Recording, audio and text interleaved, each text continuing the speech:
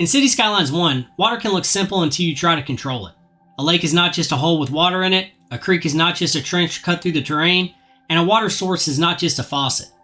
The game is constantly reacting to elevation, source height, source strength, terrain shape, and outlet conditions. When those pieces agree, water features can look natural and stable. When they fight each other, you get flooding, pulsing shorelines, dry creek beds, or water that ignores the design entirely.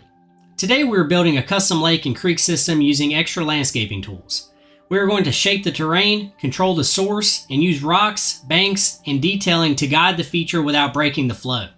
Because in this game, custom water only works when the visual design and the simulation are solving the same problem. Welcome back to Enter the Sandbox. Today we're working with water in City Skylines 1, custom ponds, creek beds, water sources, and the terrain work that makes the whole thing behave.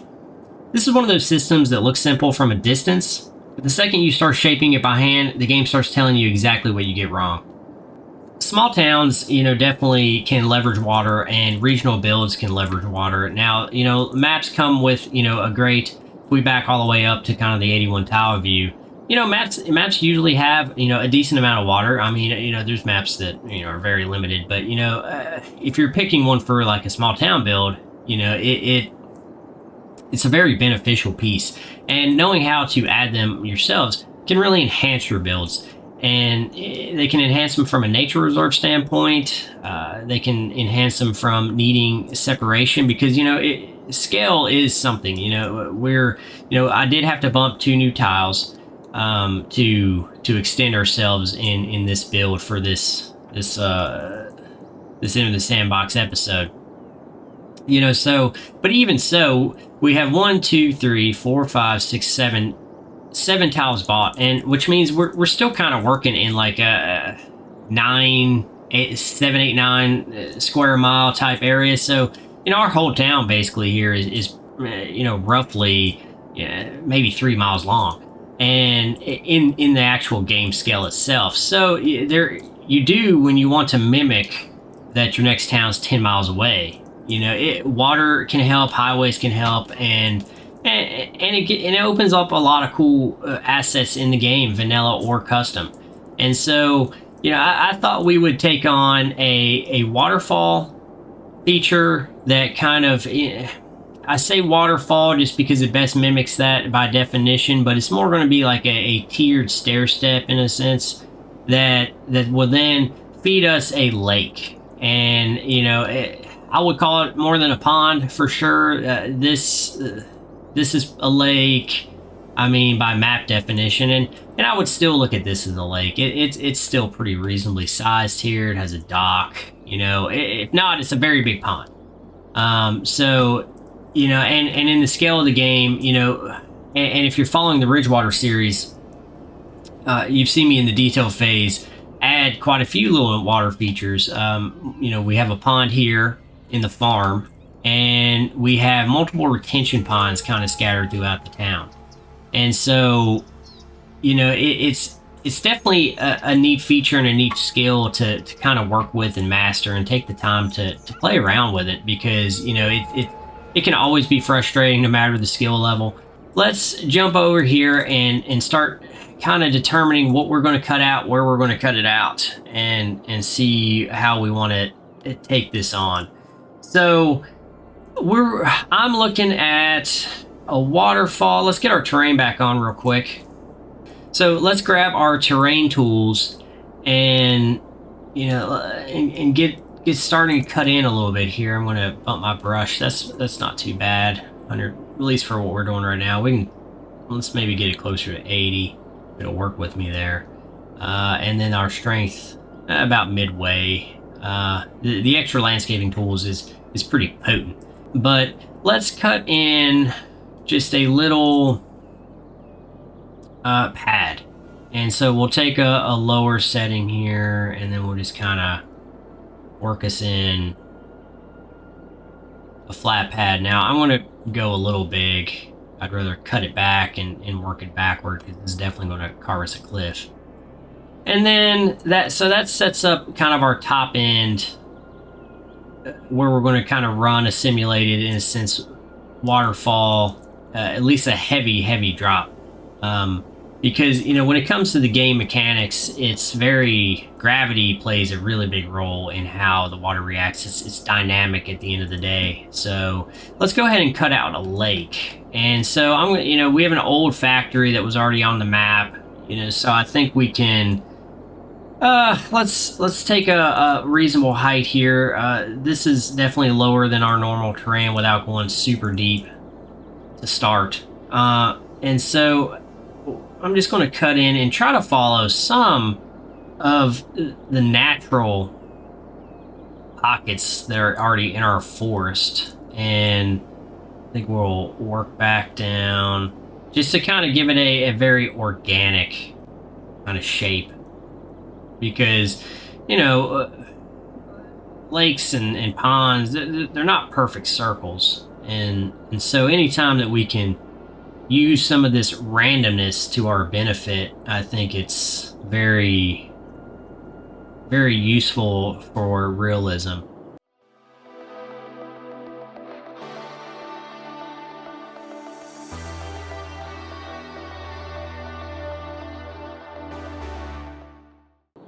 Okay, so I cut a few multi-level tiers in here, give it a little different depths overall, and also from a vanilla standpoint, if you're not using a water source and you actually want to hide your, let's see here, yeah, so if you have the Natural Disasters DLC and use the freshwater outlet, you can force it. So now that we have our lake, we should probably go ahead and clear some trees. Unless we're really trying to do a man-made lake and say we're not going to do anything and just sink it. But I think we can give ourselves a good, clean working path here. Try to get up right on the edge of the banks, but without... I don't want to take too many off the banks. Leave everything a little close. And we'll touch up, after we kind of get the whole design out and put some detail behind it without being overly detailed. Because in the end of the day... unless it's truly an area that you're building something man-made, most lakes are quite, just natural in overall. Even man-made lakes. I also live near a very large man-made lake, which actually has hydroelectric, and that would be a whole different challenge in the game to mimic. So let's go ahead and get us a lower height of where we have our pad, about right here. And we'll build ourselves just a little mini pond up here. I've been using this ditch tool lately when I do some more creek-related builds. But let's take a look at our path here. We'll want to make a drop down, and then we'll want to use kind of our natural and start slowing down and working ourselves back to the lake while keeping in mind our gravity run. So let's ease this tool down a bit and kind of run that.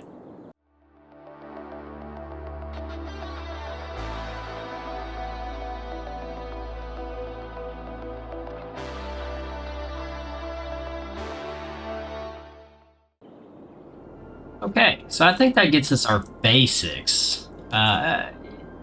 Water features and builds, you definitely always have to kind of play with it once you start putting water sources in, because I would say right off the bat, this is probably a little low and we might have some bleed over, and we might need to raise that up and create a little berm. And I also think, and this is just from the fact that I've actually practiced this once, and for some reason this side is much lower. And even though it seems to mimic a pretty flat run, you can kind of see it based on the counts here that this side also needs a little berm. So I think I will go ahead and take care of that berm real quick, just because we kind of know it's going to happen.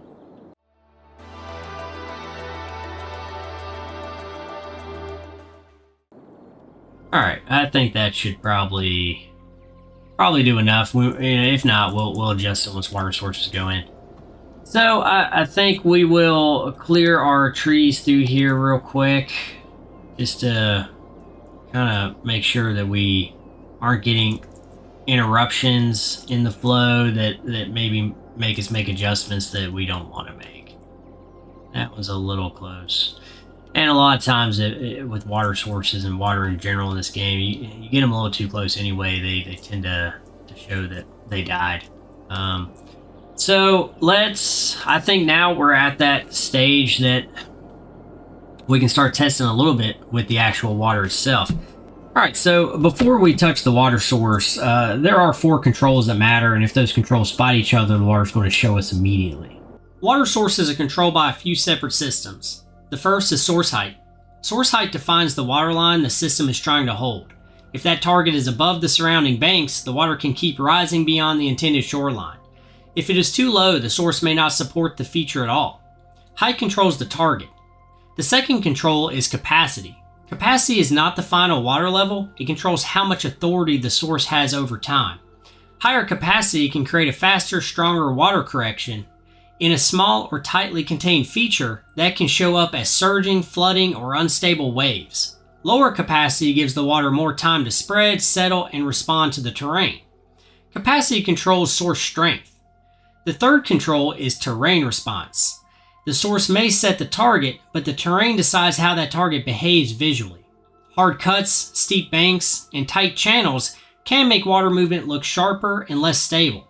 Shallow banks, wider shelves, and smoother transitions give the water more room to settle. Terrain controls stability. The fourth control is outlet condition. This only matters when water is supposed to leave the feature. A lake can exist as a contained body of water, where the main job is maintaining a stable level inside the basin. But if the water connects to a creek, river, bay, waterfall chain, or vanilla water outlet, the downstream path starts controlling how the system releases. If that path is too flat, flow can stall. If the drop is too sharp, the movement can become exaggerated or difficult to control. Outlet condition controls release when release is a part of the design. All right, so now that we've seen how the models behave a little bit, we can go ahead and start placing a few of the controls. And so in the extra landscape, you get tool mod, you get the control for the actual placing a water source as you would in the editor. Now you have water capacity over here, and if we were definitely wanting to create like an ocean, that's where you want to go. And that's what's in our actual large bodies of water, because these are all in game. The only ones I've added are over here, and I probably could have went with smaller capacities on them as well. They are set at 0.01, so they're very light. And here is our current lake, and and it's fine, it's big. You can go as big as you like. I like to kind of work on the lower end of that scale, just because we don't need that kind of in the thoughts of like in a sense a faucet, but at the same time it's not really a faucet, it's more of a dual controlled. It will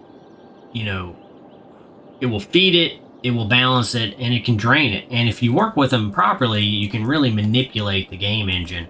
So let's drop this thing way down, and I think I'm just going to go ahead and work with a 1, because we'll start up here.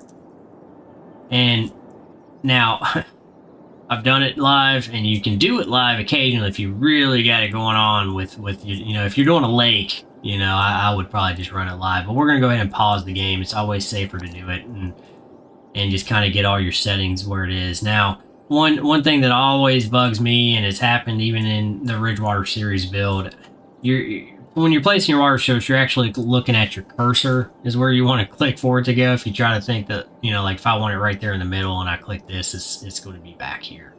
So we'll go ahead and place one right there. Now I want to I want to fill this, top pond pretty much to its max, because we have just an inlet cut to get down through here.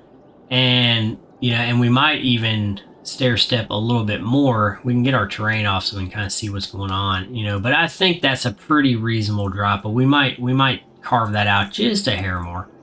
And then we're going to go ahead and put one down here in this little kind of catch-all that I put at the base. Now, this one's an interesting one, because I want to try to use this one in the reverse. So I want to put its level way down, because our gravity is going to be running so intensely that if we didn't, it would start sloshing and going everywhere like that. So I want to try to use this one as a drain, catch it and actually suck it away. And then we'll add one more so the rest of it can run. Now, hopefully that's a pretty good, we'll have to adjust it when we start running. So now this one will go ahead and properly run the rest of the creek, while this one catches the high level feed of gravity and kind of slows it, stops it, and doesn't make it feed the rest of the way, so we don't have inconsistencies. Now through here, we'll use some rocks and stuff like that to kind of manage the water through here and slow it a little bit, because you can, there are hitboxes in all your assets, so they can either hurt you, help you, or you want to avoid them altogether. It just depends on what you're trying to build. So let's go ahead and get a few water sources down here. Now this is where we can go a little more. We might go with an 03. And what I was kind of thinking is also kind of using the game engine interestingly, and is to go ahead and put 3 in here, where you can do it with 1 just fine. But what you gain a little bit with the 3 is you can kind of cheat the system on that end as well. I'll go a little lower. And we can put this one a little below the other 2. So this one will always try to drain a little while these are 2 are always pumping in. And what that's going to do is create flow. And so, and we'll see it, the flow over here with one source. This thing is calm as calm could be. There's really very, very little movement in here. See, we have just a few arrows of where this is pumping water out. We don't actually have like a cross flow in a sense.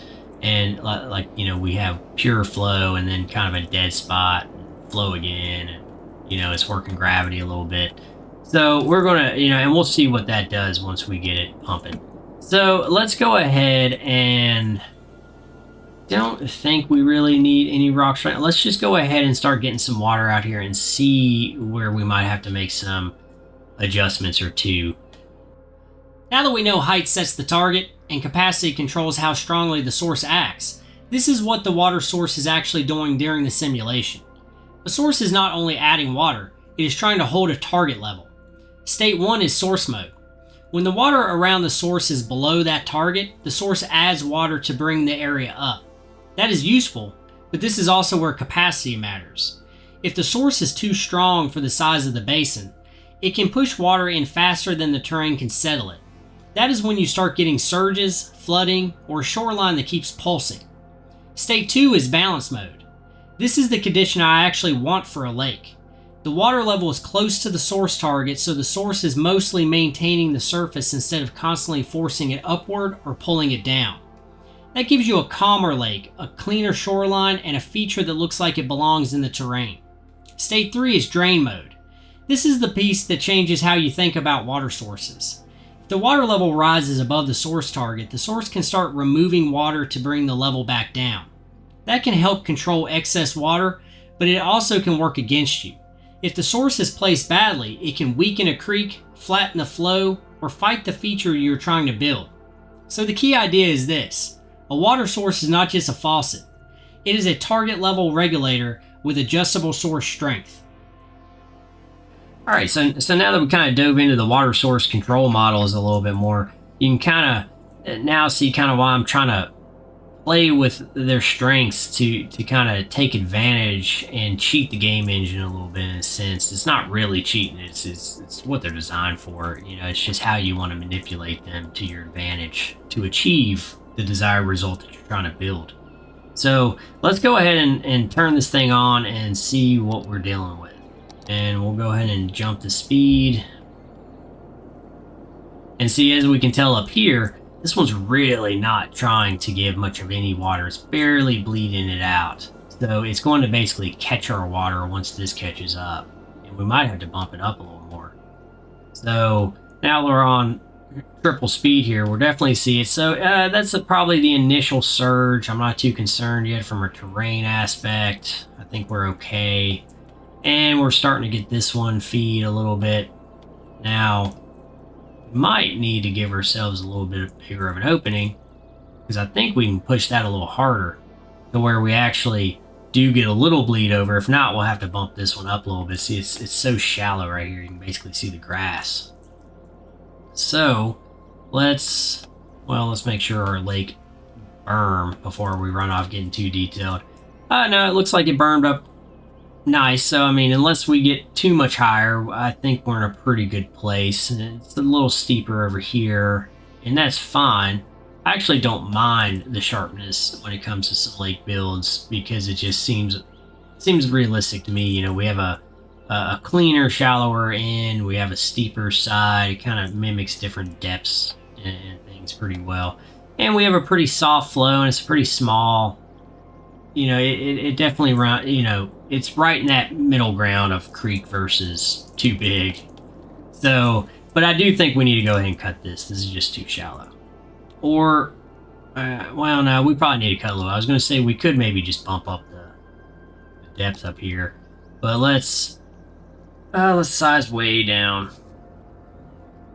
and we'll take it about right there, and just kind of open up our flow just a little bit. It might be too much. Like I said, water's super finicky. Not too bad. It's definitely giving us a bigger, meaner flow, and it's catching, but you can see how it's starting to react. Like, you know, if we didn't have this sitting here trying to drain that away, it would definitely give us some crazy flows. But I do think that we could bump this one just a hair, because we definitely want it to run here. And we could maybe soften our terrain just a hair in to where it gives us a little bit better return. Yeah, and that's not too bad, because from here we can actually start to manipulate with rocks and see we have a little bit of bleed over here. But I think, once again, with some rock placements, we can kind of manage that before we jump into just terrain management. And we can soften a lot of this a little bit too. Not too much, or we'll have to kind of give this a little break, because if not, we're definitely maxing our edges here. So we might have went just a hair, ever so slightly too much on the opening, but we haven't put a single rock in yet. So let's jump to that, and we can kind of see how those hitboxes manipulate. Now, I would say enough time has passed that we should be at our desired levels. So we can take a quick glance in here and see if we can bump this any further. Like, these two are practically the same. We can give that a little bit more. This one a tad bit more. And this one should manage the two, so where we raise it up, because that last one, you know, it's trying to creep out. So hopefully this one kind of keeps that. And, you know, but we'll kind of tune and tweak here. Now we can take a quick look at flow. So now we actually have directional flow in a much more unique pattern than just throwing one source in. And, you know, it seems like we have getting pretty decent results here. And so, you know, and we might even still be able to bump this one up just a hair more, but let's get a few rocks in and see what we can do with them. Now I'm going to go with some pretty giant ones here. One, I never really get to use these very often unless I'm, you know, it's hard to find a place in town for such a monster of a rock. So let's see what we got here.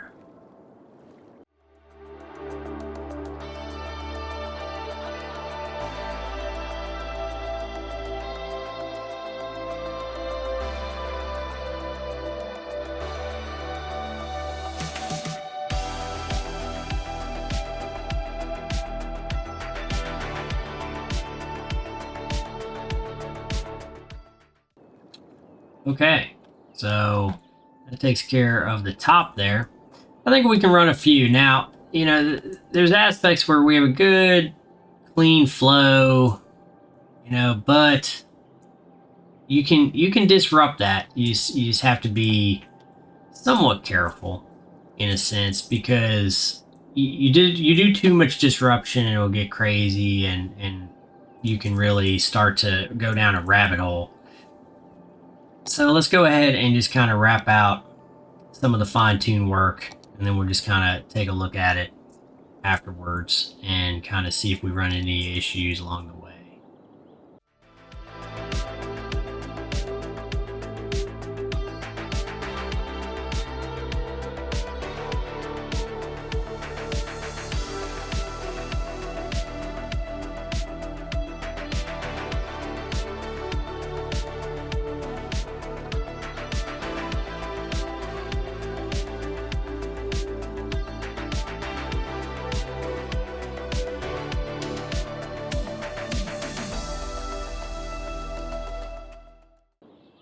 Okay, so I think that kind of takes care of the majority, and there's always tweaking it.